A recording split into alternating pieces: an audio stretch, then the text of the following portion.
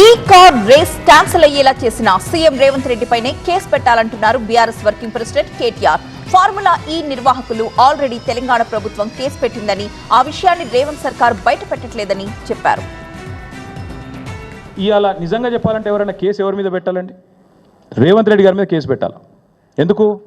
ఒక ఇంత అద్భుతమైన రేస్ను హైదరాబాద్ కాకుండా చేసి, ఇండియాకు కాకుండా చేసి, ఇండియాను ప్రపంచవ్యాప్తంగా బదనాం చేసినందుకు, ఇజ్జత్ తీసినందుకు ఆయన మీద కేసు పెట్టాలి. ఫార్ములా ఈవోలు కూడా ఏం చేసినారు తెలుసా? ఇక వాళ్ళు కూడా కేసు వేసారు. ఎందుకంటే ఒరిజినల్ అగ్రిమెంట్లో ఏముంది? ఏం డిస్ప్యూట్ వచ్చినా ఆర్బిట్రేషన్ కావాలని ఉంది. అందుకే వాళ్ళు ఏం చేసినారు?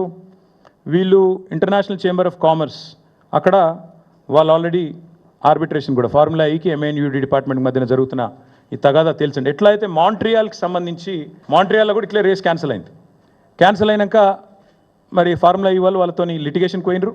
ఆఖరికి $3 మిలియన్ లిటిగేషన్ సెటిల్ అయింది.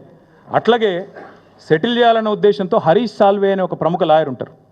ఆ లాయర్ని పెట్టుకొని వీళ్ళు లండన్ నుంచి వీళ్ళు ఈ ఆర్బిట్రేషన్ ప్రొసీడింగ్స్ కూడా వీళ్ళు స్టార్ట్ చేశారు. ఇది ఏది చెప్తలేదు ప్రభుత్వం. ఫార్ములా ఈవోలు వీళ్ళ మీద కేసు పెట్టింది చెప్తలేరు, పైసలు అడుగుతుందో చెప్తలేరు, ఎందుకు రేసు పోయిందో చెప్తలేరు.